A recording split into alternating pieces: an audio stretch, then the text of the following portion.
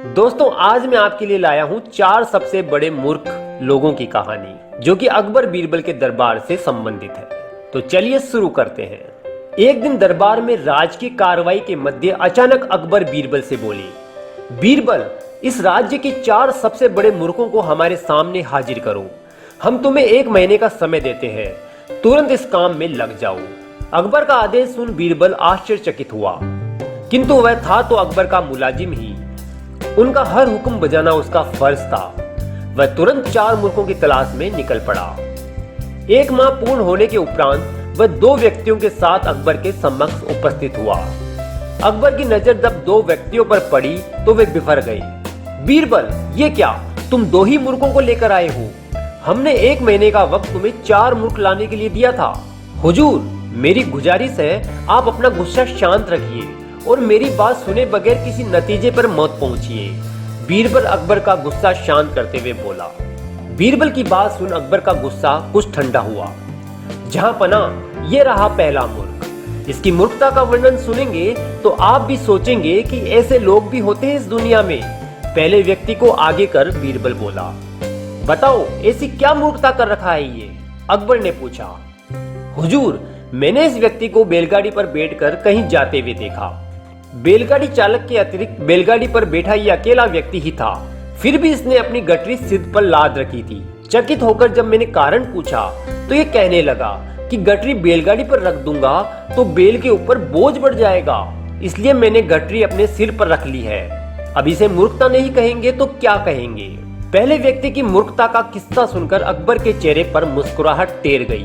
फिर बीरबल ने दूसरे व्यक्ति को आगे किया और बोला, जहांपना, ये आदमी तो इससे भी बड़ा मूर्ख है। एक दिन मैंने देखा कि ये अपने घर की छत पर भैंस लेकर जा रहा है। मुझे आश्चर्य हुआ तो मैंने पूछ लिया, लेकिन फिर इसका जवाब सुनकर मैंने तो अपना सिर ही पीट लिया। इसने बताया कि इसके घर की छत पर घास उगाई है, इसलिए भैंस को छत पर ले जाता है ताकि वह वहां घास खा सके। घास काटकर ये भैंस को लाकर खिला सकता है, लेकिन ये मूर्ख भैंस को ही छत पर ले जाता है। ऐसा मूर्ख देखा है आपने? वाकई इन दोनों की कारस्तानी बेवकूफाना है। अब बाकी के 2 मूर्खों को पेश करो। अकबर बोले। हुजूर, नजर उठाकर देखिए, तीसरा मूर्ख आपके सामने खड़ा दिखाई पड़ेगा। बीरबल बोला। कहां बीरबल? हमें तो यहाँ कोई तीसरा व्यक्ति दिखाई नहीं पड़ रहा। अकबर इधर उधर देखते हुए बोले। तीसरा मूर्ख मैं हूँ हुजूर। बीरबल सिर झुकाकर बोला। अब देखिए, मुझ पर कितने महत्वपूर्ण कार्यों की जिम्मेदारी है, लेकिन सब कुछ एक तरफ हटाकर मैं 1 महीने से मूर्खों को खोज रहा हूँ। ये मूर्खता नहीं तो और क्या है? बीरबल की बात सुनकर अकबर सोच में पड़ गए। फिर बोले, और चौथा मूर्ख कहाँ है बीरबल? गुस्ताखी माफ हुजूर, पर चौथे मूर्ख आप हैं। आप हिंदुस्तान के शहंशाह हैं। इतने बड़े साम्राज्य का भार आपके कंधों पर है। प्रजा के हित के जाने कितने कार्य आपको करवाने हैं, लेकिन उन सब को दर इनकार कर आप 1 महीने से मुझसे 4 मूर्खों की तलाश करवा रहे हैं। तो चौथे मूर्ख आप हुए ना? कहते हुए बीरबल ने अपने कान पकड़ लिए। बीरबल का जवाब सुनकर अकबर को अपनी गलती का एहसास हो गया कि बेफिजूल में उन्होंने अपना और बीरबल का काफी वक्त बर्बाद कर लिया।